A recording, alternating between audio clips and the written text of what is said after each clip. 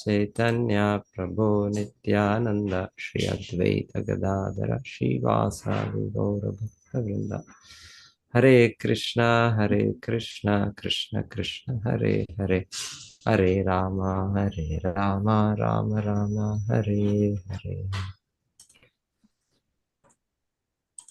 So Parikshit ಮಹಾರಾಜರ ದಿವ್ಯ ಗುಣಗಳು.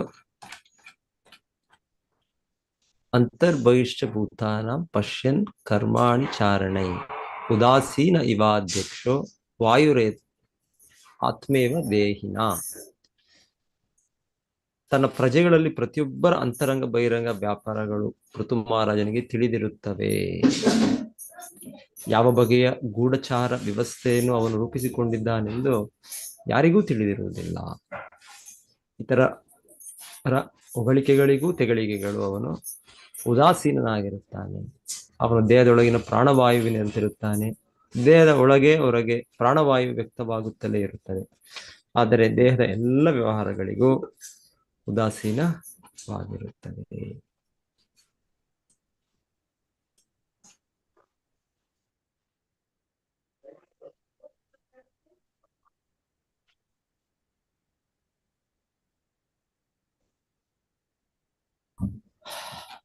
ಸೊ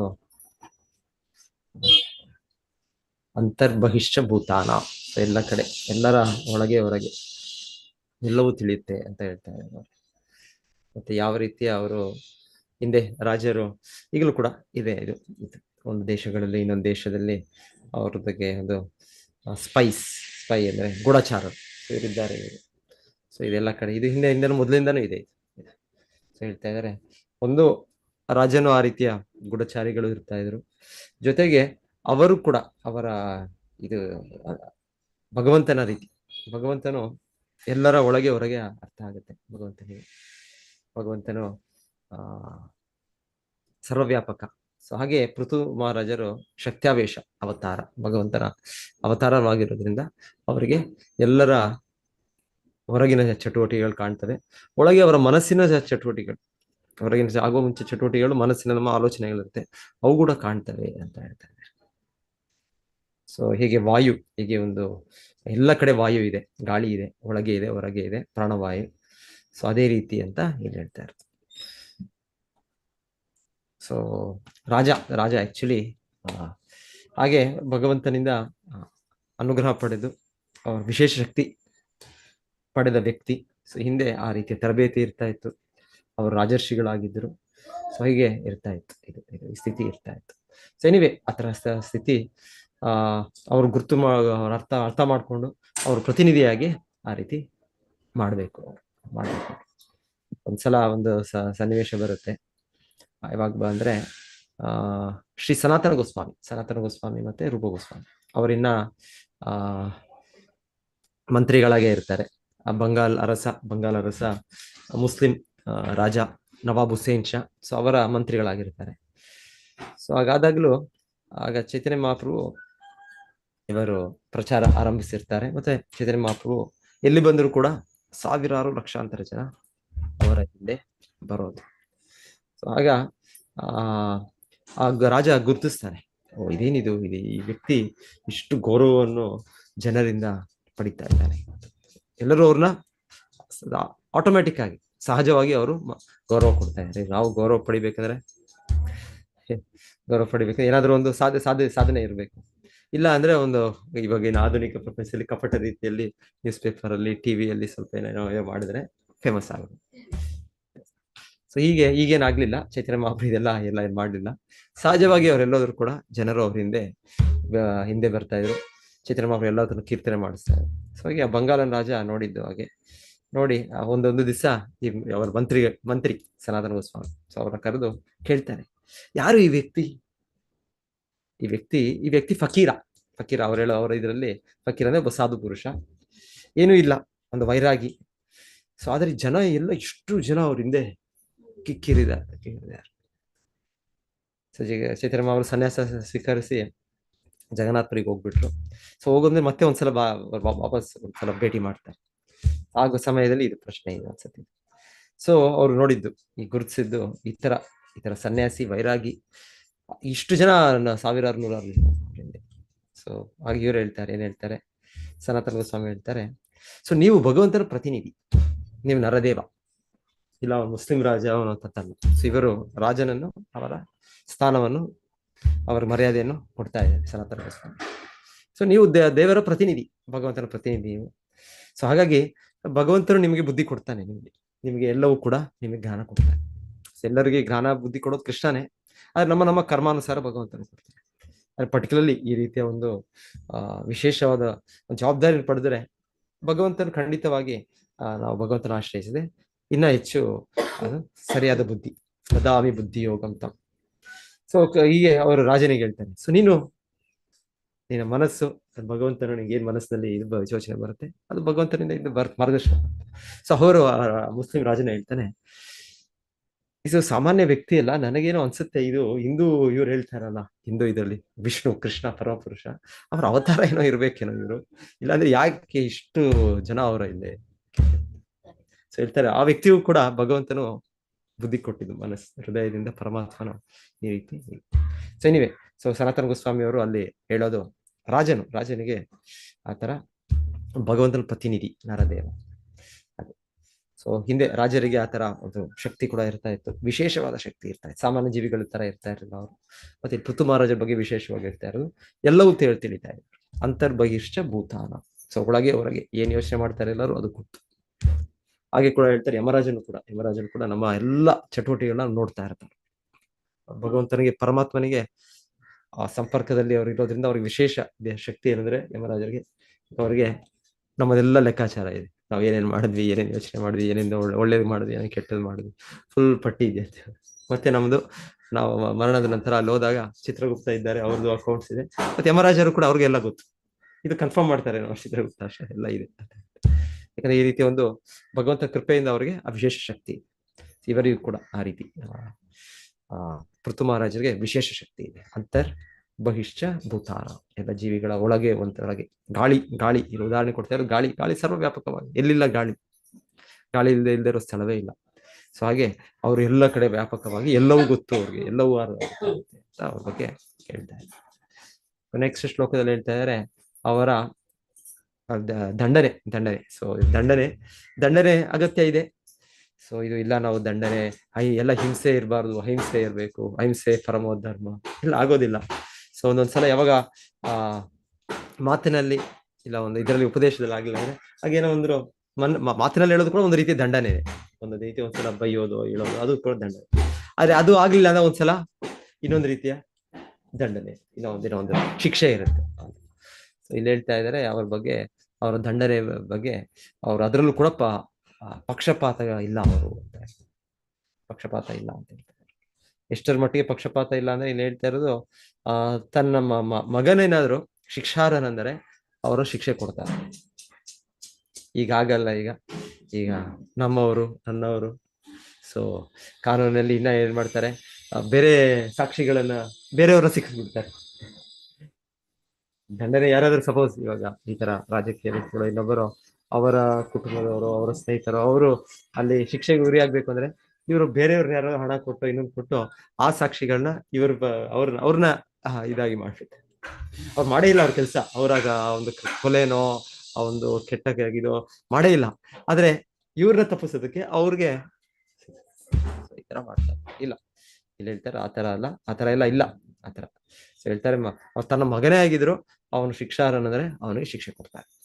ಯಾರು ಆತರ ರಾಜರ್ಷಿಗಳು.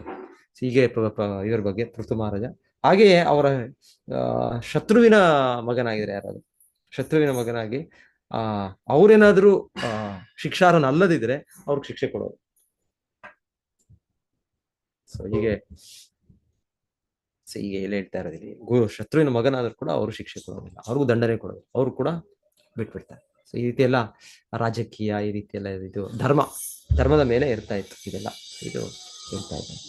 ಸೊ ಏನಿವೆ, ನಾನು ಈ ದಂಡನೆ ಬಗ್ಗೆ ಯೋಚನೆ ಮಾಡ್ತಾ ಇದ್ದೆ. ದಂಡನೆ, ಪನಿಷ್ಮೆಂಟ್, ದಂಡನೆ ಬೇಕು. ಇನ್ನ ಚಾಣಕ್ಯ ಪಂಡಿತರು ಹೇಳ್ತಾರೆ ದಂಡನೆ ಬಗ್ಗೆ. ಅವ್ರು ಹೇಳ್ತಾರೆ,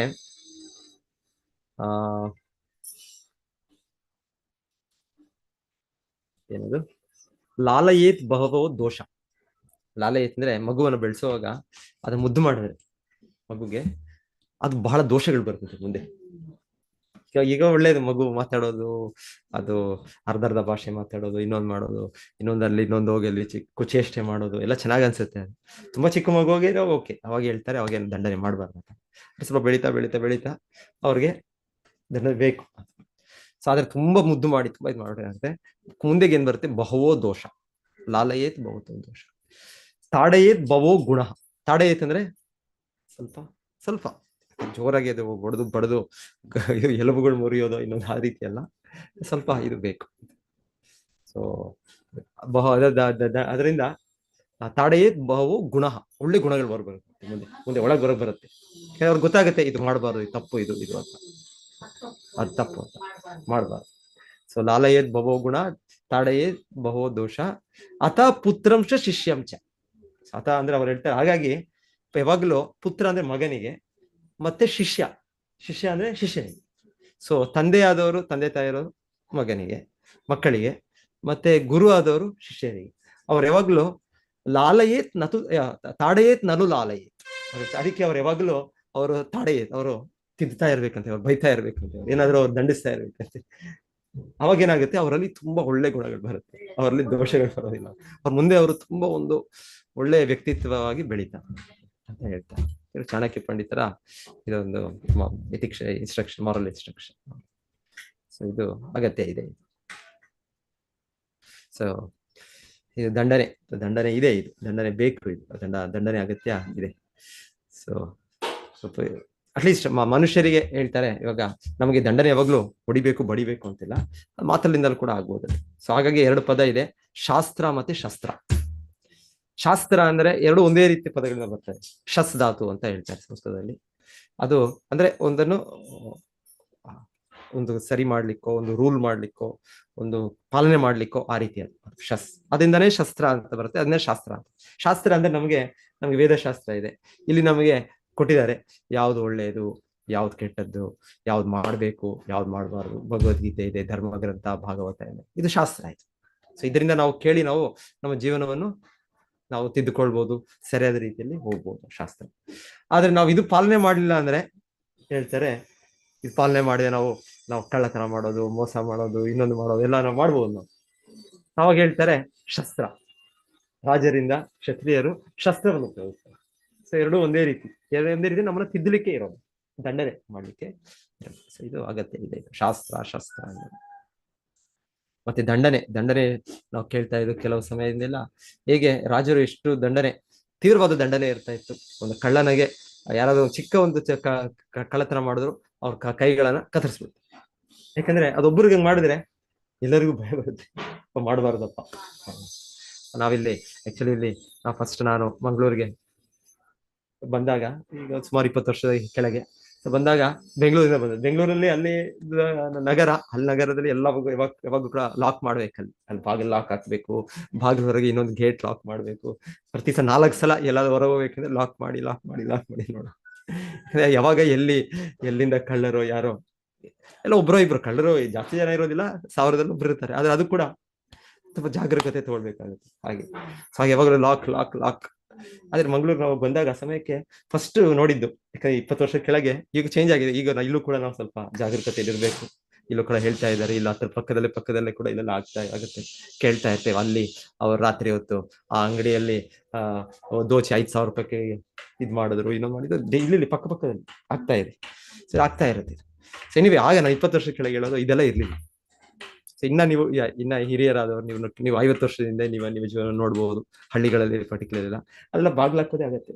ಸೊ ಯಾರು ಬರೋದಿಲ್ಲ, ಯಾರು ಹೋಗಿ ಬಂದು ಎಂದು ಕದಿಯೋದ್ರಲ್ಲಿ ಇಲ್ಲ. ಯಾಕೆ ಜನರಿಗೆ ಅವ್ರಿಗೆ ಇದೆಲ್ಲ ಗೊತ್ತು, ಇದು ತಪ್ಪು, ಇದು ನಾನು ಮಾಡಿದ್ರೆ ನನಗೆ ಇದು ಕರ್ಮ, ಇವತ್ತಿಲ್ಲ ಅಂದ್ರೆ ಮುಂದೆ ಜನ್ಮದಲ್ಲಿ ಬರುತ್ತೆ ನನಗೆ. ಸೊ ಎಲ್ಲ ಜನರಿಗೆ ಆ ಮನವರಿಕೆ ಇರ್ತಾ ಇತ್ತು. ಎನಿವೆ, ಆಗಿಲ್ಲೇ ಇದ್ರು ಅಕಸ್ಮಾತ್ ಯಾರಿಗೂ ಇಲ್ಲ ಅಂದ್ರು ರಾಜನ ಏನ್ ಮಾಡ್ತಾ ಇದ್ದ, ಅಂತವರಿಗೆ ತೀವ್ರ ದಂಡನೆ ಕೊಡ್ತಾ ಇದ್ದ. ಆ ತೀವ್ರ ದಂಡನೆ ಕೊಡೋದು, ಚಿಕ್ಕ ತಪ್ಪಾದ್ರು ಕೈ ಕತ್ತರಿಸ್ಬಿಟ್ರೆ ಅವಾಗ ಎಲ್ಲರಿಗೂ ಕಳ್ಳರಾಗಿರ್ತಾರೆ ಅವ್ರಿಗೆಲ್ಲ ಪರ್ಟಿಕ್ಯುಲರ್ಲಿ ನಾನು ಮಾಡಬಾರ್ದಪ್ಪ, ಈ ರೀತಿ ದಂಡನೆ ಒಂದ್ಸಲ ಅಗತ್ಯ ಇದೆ. ಸೊ ಮರಣ ದಂಡನೆ ಕೂಡ ಇದೆ, ಅದು ಒಂದು ರೀತಿಯ ದಂಡನೆನೆ. ಸೊ ಆ ದಂಡನೆ ಕೂಡ ಯಾಕೆ ಅಂದ್ರೆ ಹೇಳೋದು, ಒಂದು ಇದೇ ಸೇಮ್ ಇನ್ನೊಬ್ಬ ವ್ಯಕ್ತಿಗೆ ಇವಾಗ ನಾನು ಮಾಡಿದ್ರೆ ನನಗೆ ಮರಣದಂಡನೆ ಕೊಡ್ತಾರೆ, ಕ್ಯಾಪಿಟಲ್ ಪನಿಷ್ಮೆಂಟ್.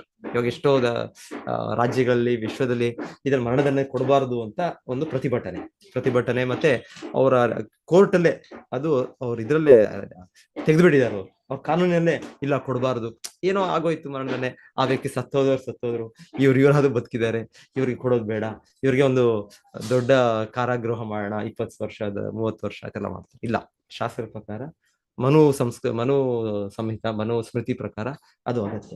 ಯಾಕಂದ್ರೆ ಹೇಳ್ತಾರೆ, ಒಬ್ಬ ವ್ಯಕ್ತಿ ಇನ್ನೊಬ್ಬ ವ್ಯಕ್ತಿನ ಕೊಲೆ ಅದು ತುಂಬಾ ದೊಡ್ಡ ಕರ್ಮ ಆಗ್ಬೇಕು. ಅದು ಎಷ್ಟು ದೊಡ್ಡ ಕರ್ಮ ಆಗುತ್ತಂದ್ರೆ ಮರುಜನ್ಮದಲ್ಲಿ ಆ ವ್ಯಕ್ತಿನೂ ಕೂಡ ಅದೇ ರೀತಿಯ ಒಂದು ಸಾವನ್ನು ಪಡೆಯಬೇಕು. ನಾನು ಏನೋ ಒಂದು ಕೋಪದಲ್ಲ ಇನ್ನೊಂದ್ರಲ್ಲಿ ನಾನು ಯಾರನ್ನೋ ಕೊಂದ್ಬಿಟ್ಟೆ, ಓಕೆ, ಆಮೇಲೆ ನಾನು ನೆಕ್ಸ್ಟ್ ಜನ್ಮದಲ್ಲಿ ನನ್ನನ್ನು ಯಾರು ಕೊಲ್ತಾರೆ. ಅದು ಹೇಗಿರುತ್ತೆ ಅಂದ್ರೆ ಈ ಶಿಕ್ಷೆಗಳೆಲ್ಲ ಭಗವಂತನ ಮಾಡೋದ್ರಲ್ಲಿ ಇನ್ನ ಜಾಸ್ತಿ ಇರುತ್ತೆ.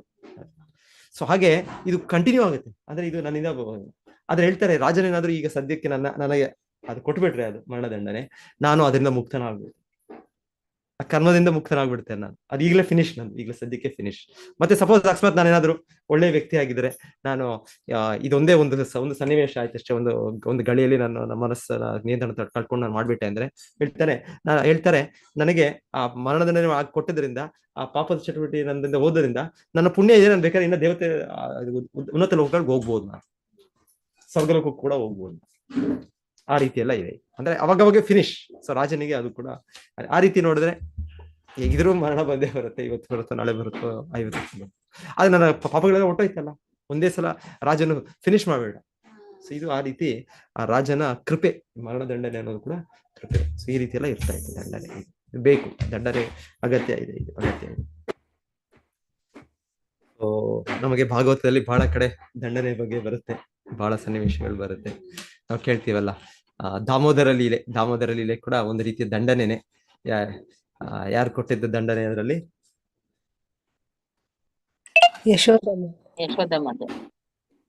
ಓಕೆ, ಯಶೋದಮ್ಮಾಯಿ ದಂಡನೆ ಕೊಡ್ತಾರೆ. ಓಕೆ, ನಾನು ಆ ಕಡೆ ಆತರ ಯೋಚನೆ ಮಾಡ್ಲಿಲ್ಲ. ಓಕೆ, ಅದೊಂದು ಅಷ್ಟ. ಮತ್ತೆ ಅವರ ಓಕೆ, ಸೊ ಯಶೋದಮ್ಮಾಯಿ ಕೂಡ ದಂಡನೆ, ಕೃಷ್ಣನಿಗೆ ಬೆತ್ತದಲ್ಲಿ ಸ್ವಲ್ಪ ಕಲಸೋಣ ಅಂತ ಇದು ಕೊಡಕ್ ಹೋಗಿದ್ದು ದಂಡನೆ. ಕರೆಕ್ಟ್. ಸೊ ಒಳ್ಳೇದು, ನೀವು ನೆನಪು ಮಾಡಿದ್ದು. ಸೊ ಆ ದಂಡನೆಯಿಂದ ಕೃಷ್ಣನ ಒಂದು ಅದ್ಭುತ ಲೀಲೆ ಅಲ್ಲಿ ವ್ಯಕ್ತವಾಯ್ತು. ಮತ್ತೆ ಇನ್ನೊಂದು, ಅಲ್ಲಿ ಕೃಷ್ಣ ಉದ್ಧರಿಸಿದ ವ್ಯಕ್ತಿಗಳು ಯಾರು? ಅವರು ಮಣಿಗ್ರೀವ ಮತ್ತೆ ನಳಕುವರ, ಅವರು ಕೂಡ ದಂಡನೆಯಿಂದಾನೆ. ಸೊ ಯಾರು? ನಾರದ ಮಹರ್ಷಿಗಳು, ಅವರ ದಂಡನೆ ಅವ್ರಿಗೆ. ಕುಬೇರನ ಮಕ್ಕಳು ಇವರು, ಇಂಥ ದೊಡ್ಡ ದೇವತೆಗಳ ಮಕ್ಕಳು, ಇಂಥ ಉನ್ನತ ವ್ಯಕ್ತಿಗಳು. ಆದ್ರೆ ಏನಾಗಿದೆ ಇವರ ಸ್ಥಿತಿ ನೋಡಿ ಈಗ. ಅವರ ಒಂದು ಶಕ್ತಿಯಿಂದ, ಅವರ ಒಂದು ಧನ ಸಂಪತ್ತಿನಿಂದ ಅವರೆಷ್ಟು ಅವನತಿಯಲ್ಲಿ ಹೋಗಿದ್ದಾರೆ ಅಂದ್ರೆ, ಅವರು ನಗ್ನವಾಗಿ ಒಂದು ಇದರಲ್ಲಿ ಅವರು ಹೆಂಗಸರ ಜೊತೆಗೆ ಅವರು ಪಬ್ಲಿಕ್ ಅಲ್ಲಿ ಆತರ ಒಂದು ಕೆರೆಯಲ್ಲಿ, ಸರೋವರದಲ್ಲಿ ಇರ್ತಾರೆ. ಅವರು ಯಾರು? ನನ್ನ ಮಣಿಗ್ರೀವ, ಕುಬೇರನ ಮಕ್ಕಳು. ಕುಬೇರ ಅಷ್ಟು ದೊಡ್ಡ ವ್ಯಕ್ತಿ, ಅಷ್ಟು ದೊಡ್ಡ ದೇವತೆ. ಅವ್ರ ಮಕ್ಕಳು ನೋಡಿದ್ರೆ ಸಂಪೂರ್ಣವಾಗಿ ಇಂದ್ರಿಯ ಸುಖದಲ್ಲಿ ಮಗ್ನರಾಗಿ, ತಲ್ಲೀನರಾಗಿ ಅವರು ಜೀವನದ ಇದನ್ನೇ ಉದ್ದೇಶ ಮರ್ತು ಹೋಗ್ಬಿಟ್ಟಿದ್ದಾರೆ. ಸೊ ಹಾಗೆ ಅವರು ನಾರದ ಮಹರ್ಷಿಗಳು ಬಂದು ಅವ್ರಿಗೆ ಶಿಕ್ಷೆ ಕೊಡೋದು. ಸೊ ನೀವು ಈ ರೀತಿ ನಗ್ನರಾಗಿದ್ದೀರಾ, ನೀವು, ನಿಮ್ಮ ಶಿಕ್ಷೆ ಏನು ಅಂದ್ರೆ ನೀವು ಮರಗಳಾಗಿ. ಸೊ ಆಕ್ಚುಲಿ ಹೇಳ್ತಾರೆ, ಈ ತರ ತುಂಬಾ ನಮ್ಗೆ ಆ ತರ ನಾವು ಈ ತರ ಭಾವನೆ ಇದೆ, ಕಾಮ ಭಾವನೆ ಇದ್ರೆ ನಮ್ಗೆ ಮರಗಳ ದೇಹ ಸಿಗುತ್ತೆ. ಸೊ ಮರಗಳಂದ್ರೆ ಏನು ಇಲ್ಲ, ಅವ್ರೇನ್ ಬಟ್ಟೆ ಹಾಕೊಳ್ಳೋದಿಲ್ಲ, ಏನೂ ಇಲ್ಲ, ಏನು ಮುಚ್ಚು ಮರ ಏನೂ ಇಲ್ಲ. ಅವ್ರು ಯಾವಾಗ್ಲೂ ಅವ್ರ ಹಾಗೆ ತೆರೆದೇ ಅವ್ರ ಜೀವನ, ಅವರು ಮತ್ತೆ ಹಾಗೆ ನಿಂತಿರೋ ಕೂಡ ಅವ್ರ ಜೀವನ. ಸೊ ಹೇಳ್ತಾರೆ ಅದು ಶಿಕ್ಷೆ ಅಂತ ಹೇಳ್ತಾರೆ. ಶಿಕ್ಷೆ ಹೇಗೆ ಪ್ರಭುಪಾದರು ಹೇಳೋದು, ನಮಗೆ ಶಾಲೆ ಇರ್ತಾ ಇತ್ತು ಚಿಕ್ಕ ಮಕ್ಕಳಾಗಿದ್ದಾಗ. ಏನಾದ್ರು ನಾವು ತಪ್ಪು ಮಾಡಿದ್ರೆ ಟೀಚರು ಶಿಕ್ಷೆ ಕೊಡ್ತಾರೆ, ಎದ್ದು ನಿಂತ್ಕೋ, ಸ್ಟ್ಯಾಂಡ್ ಅಪ್ ಅಂತ ಹೇಳ್ತಾರೆ. ಇಲ್ಲ ಇನ್ನ ಏನಾದ್ರು ಜಾಸ್ತಿ ತಪ್ಪು ಮಾಡಿದ್ರೆ ಅವ್ರು ಹೇಳ್ತಾರೆ stand up on the bench ಅಂತ ಹೇಳ್ತಾರೆ. ನಿಮ್ಮ ಅದ್ರ ಮೇಲೆ ನಿಂತ್ಕೊಳ್ಬೇಕು, ಚೇರ್ ಮೇಲೆ ನಿಂತ್ಕೊಂಡು ಎಲ್ಲರೂ ನೋಡೋ ತರ ನಾವು ಎಲ್ಲ ಅಯ್ಯೋ ತಲೆ ತೆಗಿಸ್ಕೊ, ಅವಾಗ ಸ್ವಲ್ಪ ಅಯ್ಯೋ ಇದು ಮಾಡಬಾರ್ದು, ಚೇಷ್ಟೆ ಮಾಡಬಾರ್ದು. ಸೊ ಆ ರೀತಿ ಹೇಳ್ತಾರೆ, ಈ ಮರಗಳಿಗೆ ಅದು ಶಿಕ್ಷೆ ಅಂತೆ. ಸೊ ಆ ರೀತಿ ಅವ್ರು ನಿಂತೇ ಇರ್ಬೇಕಂತೆ. ಅವ್ರಿಗೆ ಏನು ಆಯಾಸ ಆಯ್ತು, ಸ್ವಲ್ಪ ಕುತ್ಕೊಳ್ಳೋಣ, ಸ್ವಲ್ಪ ಅಯ್ಯೋ ಇದು ಏನು ಇಲ್ಲ. ಸೊ ಇದು ಶಿಕ್ಷೆ. ಅವ್ರಿಗೆ ಎಷ್ಟು ಗೊತ್ತಾಗುತ್ತೋ ಎಷ್ಟು ಗೊತ್ತಾಗಲ್ವೋ, ಆದ್ರೆ ಇದು ಶಿಕ್ಷೆ ಇದು ಅಂತ ಹೇಳ್ತಾರೆ. ಸೊ ಈ ರೀತಿ ಶಿಕ್ಷೆ ಇದೆ, ದಂಡನೆ ಇದೆ. ಸೊ ಏನಿದೆ. ಸೊ ಆದ್ರೆ ಆ ಸನ್ನಿವೇಶದಲ್ಲಿ ಆ ದಂಡನೆ ಕೂಡ ಅವ್ರಿಗೆ ಬರ ಆಯ್ತು. ಯಾಕಂದ್ರೆ ಆ ನಾರದರು ಕೊಟ್ಟದ್ದು. ಸಾಮಾನ್ಯವಾಗಿ ದಂಡನೆ ನಾವು ಕೊಡೋದು, ನಾವು ಏನಾದ್ರು ಏನೋ ಒಂದು ಭಾವನೆಯಿಂದ, ಒಂದು ಇದರಿಂದ ಕೊಡ್ಬೋದು. ಆದ್ರೆ ಇಲ್ಲಿ ಆಚಾರ್ಯರು ನಾರದ ಮುನಿಗಳು ಶುದ್ಧ ಭಕ್ತರು ಕೊಡೋದಂದ್ರೆ ಆ ದಂಡನೆ ಕೂಡ ವರವೇ. ವರವೇ ಹೇಳ್ತಾರೆ ಇವರೇ ಮಣಿಗಿರುವ 4 ವರ ಮತ್ತೆ ಕೃಷ್ಣನನ್ನು ನೋಡಿದ್ಮೇಲೆ ಅವರ ಶಾಪ ವಿಮೋಚನೆ ಆದ್ಮೇಲೆ ಹೇಳ್ತಾರೆ, ಈಗ ನಮ್ಗೆ ಅರ್ಥ ಆಗ್ತಾ ಇದೆ ಈಗೆಲ್ಲ, ನಮ್ಮ ನಾರದ ಮುನಿಗಳು ಕೊಟ್ಟಿದ್ದ ದಂಡನೆ ನಮಗೆ ಕೊಟ್ಟಿದ್ದ ಒಂದು ಶಾಪ ಅದು ನಮ್ಗೆ ವರವೇ ಆಯ್ತು. ವರವೇ. ಯಾಕಂದ್ರೆ ನೀವು ಕೃಷ್ಣನ್ನು ಕಾಣ್ಬಿಟ್ರು, ಕೃಷ್ಣನ್ನು ಕಾಣೋಕೆ ಅಷ್ಟು ಸುಲಭ ಅಲ್ಲ. ಎಷ್ಟೆಷ್ಟು ತಪಸ್ಸೆ ಮಾಡು, ಎಷ್ಟು ಜನ್ಮಗಳು ಏನೇನೋ ಮಾಡ್ಬೇಕು. ಆದ್ರೆ ಈಗ ಒಂದು ಶಿಕ್ಷೆ ಪಡೆದ್ರಿಂದ ಹೇಳ್ತಾರೆ ಅವ್ರಿಗೆ ನೆನಪಿತ್ತು, ಅವ್ರಿಗೆ ಆ ಮರಗಳಾಗಿ ಹುಟ್ಟಿದ್ರೇನೋ ಅವ್ರಿಗೆ ನೆನಪಿತ್ತು ನಾವ್ ಯಾಕೆ ಈಗ ನಮ್ಗೆ ಶಿಕ್ಷೆ ಆಗಿದೆ ಅಂತ. ಹಾಗೆ ಅವರು ಆ ದೇಹದಲ್ಲೂ ಕೂಡ ಅವ್ರು ಭಗವಂತನ ಚಿಂತಿಸಿ ಸ್ಮರಿಸಿ ಅವ್ರು ಭಗವಂತನ ಭಕ್ತಿ ಮಾಡ್ತಾರೆ. ಮತ್ತೆ ಎಲ್ಲ ಪರಿಶುದ್ಧರಾದ್ರು, ಮತ್ತೆ ಸಾಕ್ಷಾತ್ ಭಗವಂತನೇ. ದಾಮೋದರ ಲೀಲೆ. ಇವಾಗ ಯಶೋಧಾಮಾಯಿ ಶಿಕ್ಷೆ ಕೊಟ್ಟರು, ಕೃಷ್ಣನಿಗೆ ಕಟ್ಟಿ ಹಾಕಿದ್ರು. ಕೃಷ್ಣ ನನ್ನನ್ನು ಕಟ್ಟಿ ಹಾಕಿದ್ರ, ನಾನು ಇವ್ರಿಗೆ ಬಿಡುಗಡೆ ಮಾಡ್ತೀನಿ, ಅವ್ರನ್ನ ಬಿಡುಗಡೆ ಮಾಡ್ತೀನಿ. ಆ 2 ಮರಗಳ ರೂಪದಲ್ಲಿ ಅವ್ರು ಇರ್ತಾರಲ್ಲಿ, ಅರ್ಜುನ ಮರಗಳು. ಕೃಷ್ಣ ಹೊರಡನ್ನು ಎಳೆದು ಬಂದು ಆ ಮರಗಳ ಮಧ್ಯೆ ಸಿಕ್ಕಿಸ್ತಾನೆ. ಮತ್ತೆ ಕೃಷ್ಣನ ಎಳೆದದ್ದೇ ಅವರಿಬ್ಬರು ಆ 2 ಮರಗಳು ಕುಸಿದು ಬೀಳ್ತವೆ. ಆದ್ರಿಂದ 2 ದೇವತೆಗಳು ಬರ್ತಾರೆ. ಮಣಿಗ್ರೀವ ದಂಡನೆ. ಸೊ ದಂಡನೆ ಇಲ್ಲ ಅಂದ್ರೆ ದಂಡನೆ ಸಾಮಾನ್ಯವಾಗಿ ಭೌತಿಕ ಜಗತ್ತು ಅಂದ್ರೆ ದಂಡನೆ ನಮಗೆ ಹೇಳ್ತಾರೆ 3 ರೀತಿಯ ದಂಡನೆ ಯಾವಾಗ್ಲೂ ನಡೀತಾ ಇದೆ. ಏನು ಆದಿ ಭೌತಿಕ, ಆದಿ ದೈವಿಕ, ಆಧ್ಯಾತ್ಮಿಕ. ಇವರು ಪಾರ್ವತಿ ದೇವಿ, ಮಾಯಾದೇವಿ 3 ಇಟ್ಕೊಂಡಿದ್ದಾರೆ, ತ್ರಿಶೂಲ ಇಟ್ಕೊಂಡಿದ್ದಾರೆ. ತ್ರಿಶೂಲ ಏನಂದ್ರೆ ಒಂದು ನಮಗೆ ನಮ್ಮ ಮನಸ್ಸು, ನಮ್ಮ ಬುದ್ಧಿ ಏನೋ ಇದೆ, ದೇಹವೇ ನಮ್ಗೆ ನೋವು ಕೊಡುತ್ತೆ. ಏನೋ ಒಂದು ರೋಗ ಬರುತ್ತೆ, ಇನ್ನೊಂದೇನೋ ಒಂದು ಮನಸ್ಸಿನಲ್ಲಿ ಮನಸ್ತಾಪ ಬರುತ್ತೆ, ಏನೋ ಒಂದು ಬೇಸರ ಬರುತ್ತೆ, ದುಃಖ ಬರುತ್ತೆ. ಇದೆಲ್ಲ ಮನಸ್ಸು ದೇಹವೇ ಕೊಡುವ ನೋವು. ಇದು ದಂಡನೆನೇ. ಇದು ನಮಗೆ ದಂಡನೆ. ನಮ್ಮ ದೇಹ ಭೌತಿಕ ಪ್ರಕೃತಿ ಕೊಡ್ತಾರೋ ದಂಡನೆ. ಆಧ್ಯಾತ್ಮಿಕ, ಆದಿ ಭೌತಿಕ, ಬೇರೆ ಬೇರೆ ಜೀವಿಗಳು ಸೊಳ್ಳೆ ಕೂಡ ಎಷ್ಟು ನಮಗೆ ನೋವು ಕೊಡುತ್ತೆ. ರಾತ್ರಿ ಹೊತ್ತು ಒಂದೊಂದ್ ಕಡೆ ಒಂದೊಂದ್ಸಲ ಸಪೋಸ್ ಜೋರಾಗಿ ಫ್ಯಾನ್ ಹಾಕ್ತಾರೆ, ಓಕೆ ಫ್ಯಾನ್ ಬೇಡ ನನಗೆ ಚಳಿ ಇದೆ ಬೇಡ ಅಂತ ಹೇಳಿದ್ರೆ, ಇಲ್ಲಿ ಈ ಚಿಕ್ಕ ಇದು ಒಂದು ಕ್ರಿಮಿ ಇದು ಕೂಡ ನಮಗೆ ನಿದ್ದೆ ಮಾಡಕ್ಕೆ ಅಷ್ಟು ನೋವು ಕೊಡುತ್ತೆ. ಅದು ನಮ್ಗೊಂದು ದಂಡನೆ. ನಮ್ಗೆ ಆದಿ ಭೌತಿಕ. ಸೊ ನಾವು ಇನ್ನೇನೋ ಬೇರೆ ಹಾಕೊಳ್ಬೇಕು ನಾವು. ಆದಿ ಭೌತಿಕ. ಆದಿ ದೈವಿಕ ಅಂದ್ರೆ ಪ್ರಕೃತಿಯಿಂದ ಬರೋದು. ವಿಪರೀತ ಬಿಸಿಲು, ವಿಪರೀತ ಮಳೆ, ವಿಪರೀತ ಪ್ರವಾಹ, ಏನೋ ಈ ತರದ್ದೆಲ್ಲ. ಸೊ ಇದೆಲ್ಲ ದಂಡನೆನೇ. ಇದು ದಂಡನೆ. ಸೊ ಈ ದಂಡನೆ ಮಾಯಾಶಕ್ತಿ ಯಾಕೆ ಕೊಡ್ತಾ ಇದ್ದಾರೆ ಅಂದ್ರೆ ನಮ್ಗೆ ತಿದ್ದಲಿಕ್ಕೆ ಕೊಡ್ತಾರೆ. ಹೇಳ್ತಾರೆ ಪೊಲೀಸು ನಮ್ಗೆ ದಂಡನೆ ಕೊಡೋದು ನಮ್ಮನ್ನ ತಿದ್ದುಪಡಿ ಮಾಡ್ಲಿಕ್ಕೆ. ಸೊ ಅದೇ ರೀತಿಯಲ್ಲಿ ಮಾಯಾದೇವಿ ಕೃಷ್ಣನ ಬಹಿರಂಗ ಶಕ್ತಿ, ಅವ್ರು ನಮ್ಮನ್ನು ತಿದ್ದುಪಡಿ ಮಾಡ್ಲಿಕ್ಕೆ, ನಮ್ಮನ್ನು ಮತ್ತೆ ಸರಿಯಾದ ನಾಗರಿಕರು ಮಾಡ್ಲಿಕ್ಕೆ ನಮ್ಗೆ ದಂಡನೆಯನ್ನು ಕೊಡ್ತಾರೆ.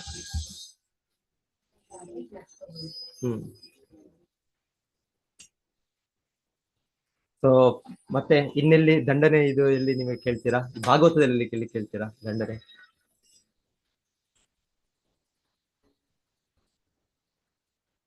ಮಹಾರಾಜ್ ಪರೀಕ್ಷಿತರು ಅವರು ಯಾರನ್ನ ಕಲಿಪುರುಷನ ದಂಡಿಸಿದ್ರು ಅಂತ ಕೇಳ್ತಾರೆ.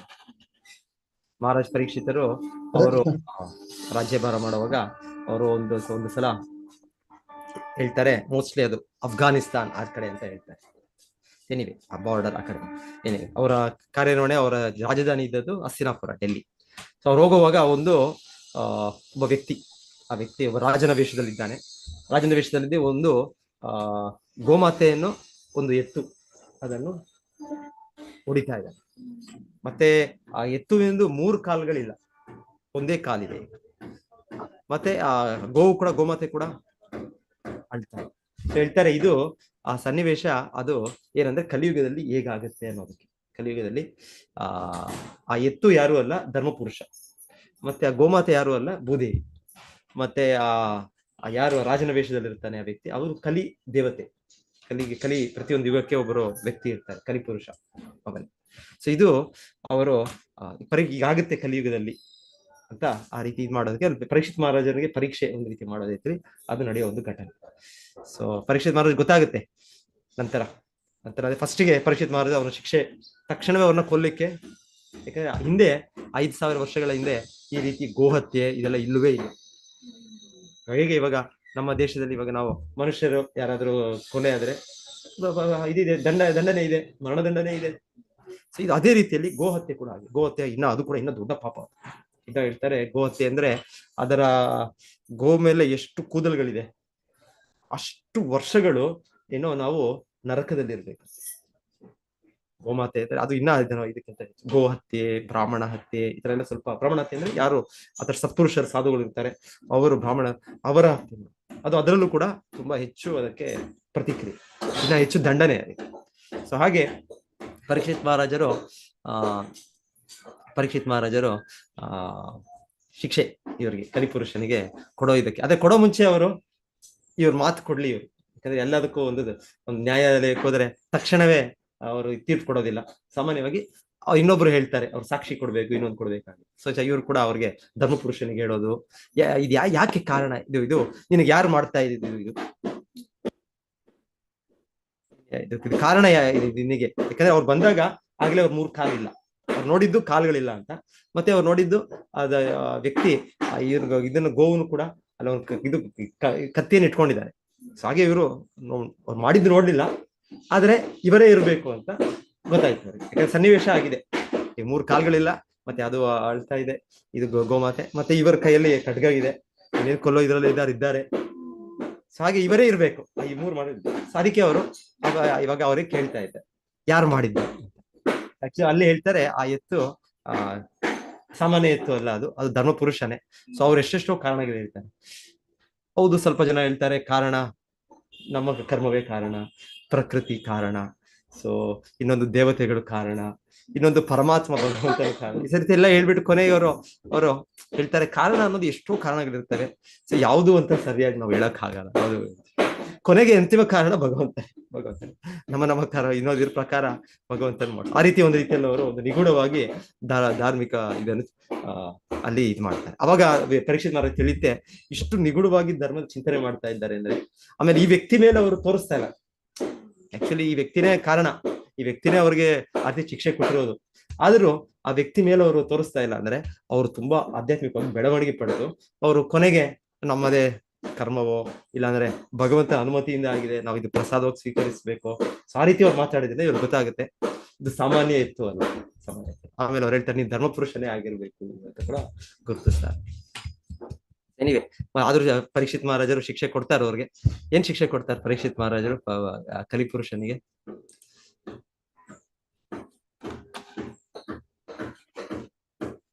ಇದ್ರಲ್ಲಿ ಇದ್ರ ಹತ್ರ ಏನ್ ಮಾತಾಜಿ ಜೂಜಾಡೋ ಹತ್ರ ಚಿನ್ನ ಮಾರಾಟ ಮಾಡೋ ಹತ್ರ, ಮತ್ತೆ ಟಾಕ್ಸಿಕ್ ಇದು ಏನದು ಮದ್ದು ಇದೆಲ್ಲ ಇರುತ್ತಲ್ಲ, ಮದ್ಯಪಾನ.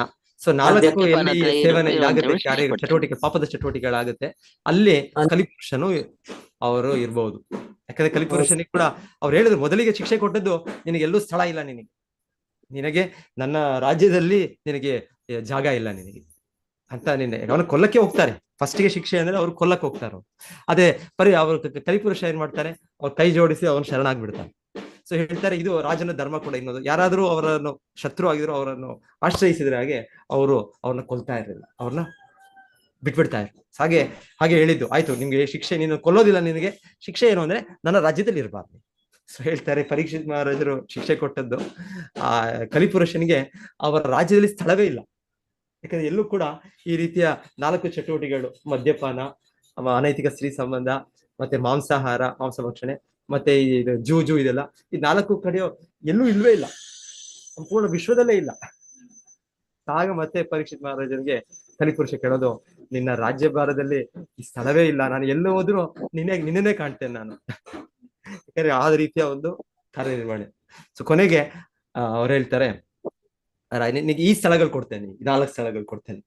ಮತ್ತೆ ತಿರ ಕೊನೆಗೆ ಅವರು 4 ಸ್ಥಳಗಳ ಜೊತೆಗೆ ಅವರು ಎಲ್ಲಿ ಚಿನ್ನದ ತುಂಬಾ ಹಣದ ಸಂಗ್ರಹ ಇರುತ್ತೆ, ಅಲ್ಲೂ ಕೂಡ ಆಟೋಮ್ಯಾಟಿಕಲಿ ಅದು ಭೋಗ ಐಶ್ವರ್ಯ ಪ್ರಸಕ್ತ ನಾಮ ತಯಾ ಪ್ರತ್ಯೇಕ. ಸೊ ಅವಾಗ ಅದು ಕೂಡ ಈ ಪಾಪದ ಚಟುವಟಿಕೆ ಮಾಡೋ ಒಂದು ಇದು ಬರುತ್ತೆ, ಬಯಕೆ ಬರುತ್ತೆ, ಇನ್ನ ಹೆಚ್ಚಾಗುತ್ತೆ.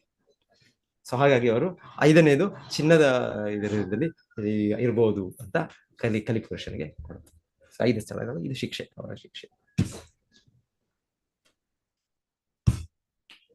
ಮತ್ತೆ ಇಲ್ಲಿ ಮಾತಾಜಿ ಇಲ್ಲಿ ಚಾಟ್ ಬಾಕ್ಸ್ ಅಲ್ಲಿ ಹಾಕಿದ್ದಾರೆ, ಏನ್ ಹಾಕಿದ್ದಾರೆ, ಶಿಕ್ಷೆ ಬಂದಿತ್ತಲ್ಲ, ಎಲ್ಲ ಇತ್ತು ಮೆಸೇಜ್, ಇಲ್ಲ ಕಾಣಿಸೋದಿಲ್ಲ. ರತ್ನ ಮಾತಾಜಿ ಏನೋ ಮೆಸೇಜ್ ಇತ್ತು, ಯಾವ್ದೋ ಶಿಕ್ಷೆ ಇತ್ತು. ಭಾಗವತದಲ್ಲಿ ಇವರು ಅರ್ಜುನ ಅಶ್ವತ್ಥಾಮನ ಶಿಕ್ಷೆ ಕೊಡೋದು, ಅದು ಹೇಳ್ತಾರೆ ದಂಡನೆ.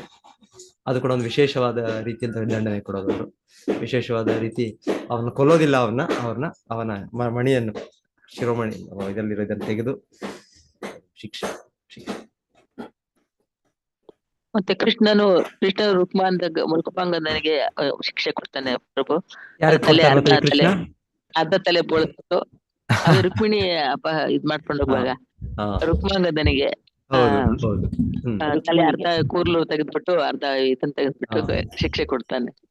ಸೊ ರುಕ್ಮಿಣಿನ ಅಪಹರಿಸುವಾಗ ಕೃಷ್ಣ ರುಕ್ಮಿಣಿ ಅವರ ಅಣ್ಣ, ಸೊ ರುಕ್ಮಿಣಿ ಅವರ ಅಣ್ಣ ರುಕ್ಮಿ ಸೊ ಬರ್ತಾರೆ. ಕೃಷ್ಣ ಅರ್ಧ ಮೀಸೆ ಅರ್ಧ ತಲೆ ಎಲ್ಲ ಮಾಡಿ ಕೃಷ್ಣನ ಅವಮಾನ. ಆಕ್ಚುಲಿ ಕೃಷ್ಣ ಕೊಲ್ಲೋದಕ್ಕೆ ಇರ್ತಾನೆ ಶಿಕ್ಷೆ ಕೊಟ್ಟು, ಆದ್ರೆ ಏನೋ ಆಯ್ತು ಅದ್ರಲ್ಲೂ ಅವಾಗ ಬಲರಾಮ ಬರ್ತಾರೆ. ಬಲರಾಮ ಬಂದು ಏನ್ ಮಾಡ್ತಾ ಇದ್ದಾರೆ ಏನು ಆ ಟೈಮ್ ಜಸ್ಟ್ ಬಿಫೋರ್ ಏನಿರ್ತದೆ, ಇಲ್ಲದೆ ಬಲರಾಮ ಮತ್ತೆ ಬರೋದಾ ಸರ್ ಅಷ್ಟೊತ್ತಿಗೆ ಅರ್ಧ ಮಾಡಿರ್ತಾರೆ. ಕರೆಕ್ಟ್, ನೀವು ಅರ್ಧ ಮಾಡಿರ್ತಾರೆ. ಮತ್ತೆ ಬಲರಾಮ ಬಂದು ಕೃಷ್ಣನಿಗೆ ಹೇಳೋದು, ಇದು ಏನಿದು ನಮ್ಮ ಇದ್ರಲ್ಲಿ ಆತರ ಮಾಡೋದಲ್ಲ, ಈ ತರ ಇವರೆಷ್ಟೇ ಆದ್ರೂ ನಮ್ಮ ಸಂಬಂಧಿಕರು ಈ ತರ ಇಲ್ಲ, ಈ ತರ ರುಕ್ಮಿಣಿ ದೇವರಿಗೆ ಸ್ವಲ್ಪ ಇದಾಗ್ಲಿ ಅನ್ನೋದು ಬಲರಾಮ. ಧನ್ಯವಾದ. ಹರೇ ಕೃಷ್ಣ ಪ್ರಭುಜಿ. ಪಾಂಡವರು ವನವಾಸದಲ್ಲಿರುವಾಗ ದ್ರೌಪದಿಯನ್ನ ಅಪಹರಿಸಲಿಕ್ಕೆ ಅಂತ ಹೇಳಿಕೊಂಡು ಶಿಶುಪಾಲ ಬರ್ತಾನಲ್ಲ, ಜಯದತ್ತ ಬಂದಾಗ ಅವನಿಗೆ ಆಕ್ಚುಲಿ ಅವರು ಕೋಲ್ ಮಾಡಕ್ ಅಂತ ಹೇಳ್ತಾರೆ. ಆಗ ಅವ್ರು ಏನ್ ಮಾಡ್ತಾರೆ, ಅವರು ತಲೆ ಎಲ್ಲ ಬೋಳ್ಸಿ 5 ಜುಟ್ಟು ಇಟ್ಕೊಂಡು ಬಿಟ್ಟು ಅವರನ್ನು ಅಲ್ಲೇ ಇದು ಮಾಡಿ ಬಿಡ್ತಾರೆ. ಶಿಕ್ಷಿಸಿಲ್ಲ ಅವರಲ್ಲಿ ಜಾಸ್ತಿ ಪಾಂಡವರು. ಹೌದು ಇವರಿಗೆ ಭೀಮಸೇನ ಮಾಡಿಸೋದು. ಭೀಮಸೇನ ಅವ್ರನ್ನ ರಾಜರು ಯಾರು ಇರ್ತಾರೆ ಅವ್ರ ಹತ್ರ ಎಲ್ಲ ಹೋಗಿ, ನಾನು ಯುಧಿಷ್ಠಿರ ಮಹಾರಾಜ ದಾಸ ಅಂತ ಅವ್ರಿಗೂ ಹೇಳ್ಬೇಕು ಅಂತ ಅವ್ರ ಹತ್ರ ಎಲ್ಲ ಹೇಳಿಸ್ತಾರೆ. ಬೇಜಾರಾಗುತ್ತೆ. ಯಾಕಂದ್ರೆ ಅವ್ರಿಗೆ ಎಷ್ಟು ಕಷ್ಟ ಕೊಟ್ಟರು ಸಾಕಾಗುದಿಲ್ಲ, ಅದಕ್ಕೋಸ್ಕರ ಅವರು ದ್ರೌಪದಿ ಕಷ್ಟ ಕೊಟ್ರೆ ಅವರಿಗೆ ಇದಾಗ್ತದೆ ಅಂತ ಹೇಳ್ಕೊಂಡು ಅವರು ಇದು ಮಾಡುದು, ದುರ್ಯೋಧನ ಕಳಿಸುದು ಶಿಶುಪಾಲ. ಚೆನ್ನಾಗಿದೆ. ಗುರುಜಿ ಹೇಳಿ ಮಾತಾಡಿ. ಇದು ಕಲಿಪುರುಷನಿಗೆ ಒಂದು ಚಿನ್ನದ ಸ್ಥಳದಲ್ಲಿ ಕೊಟ್ಟದ್ದು, ಬೇರೆ ಯಾವ ಸ್ಥಳದಲ್ಲಿ ಇರ್ಲಿಕ್ಕೆ ಕೊಟ್ಟದ್ದು? 4 ಪಾಪ ಚಟುವಟಿಕೆಗಳೆಲ್ಲ ಆಗುತ್ತೆ ಅಲ್ಲಿ ಅವರು ಇರ್ಬೋದು. 4 ಯಾವುದು? 4 ಇಲ್ಲಿ ಮಾಂಸ ಭಕ್ಷಣೆ ಆಗುತ್ತೆ ಆ ಸ್ಥಳ, ತಯಾರಿ ಆಗೋದು, ಇಲ್ಲಾಂದ್ರೆ ಅದನ್ನ ಭಕ್ಷಣೆ ಆಗೋದು.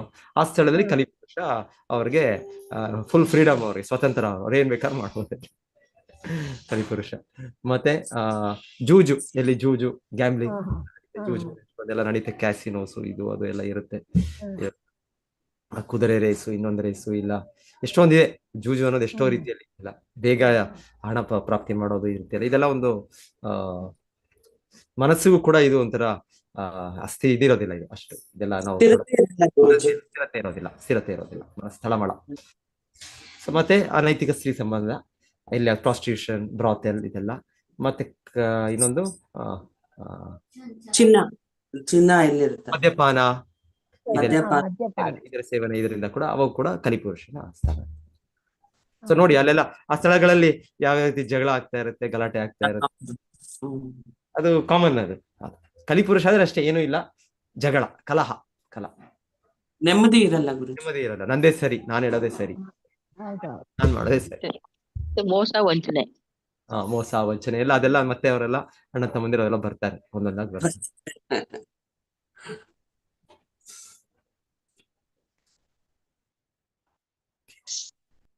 ಎಷ್ಟು ಪರಮಾತ್ಮ ರಾಮದೇವರಿಗೆ ಸಬರಿ ಬರ ತಿಂದಿತ್ತಾಳಲ್ಲ ಹಣ್ಣು ಕೊಡಕ್ಕೆ, ರಾಮದೇವರಿಗೆ ಪರಮಾತ್ಮ ಮಾಡ್ತಾರೆ ಸಬರಿ ತಿಂದು ದೇವರಿಗೆ ಕೊಡಕ್ಕೆ.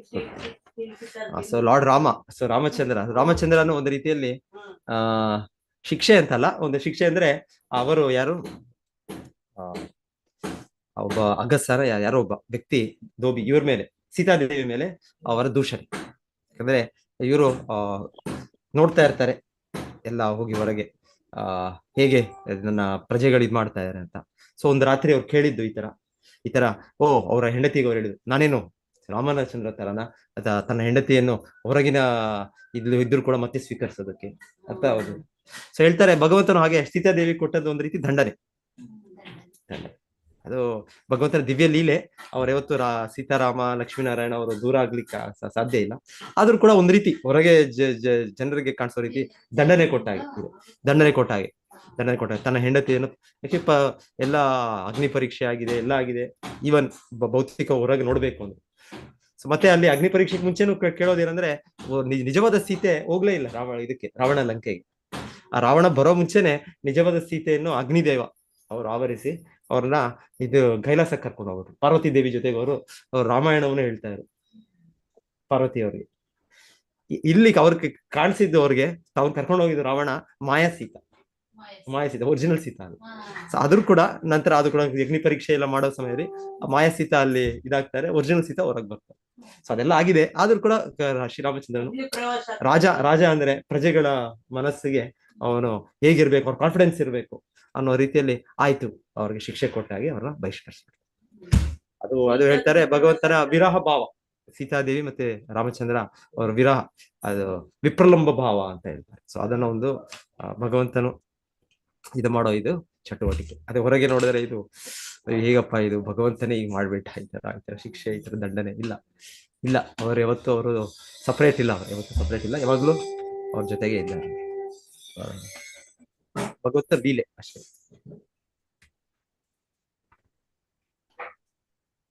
ಓಕೆ, ಸೊ ಸಮಯ ಕೂಡ ಆಯ್ತು, ನಾನು ನಿಲ್ಲಿಸ್ತೇನೆ ಅನ್ಸುತ್ತೆ.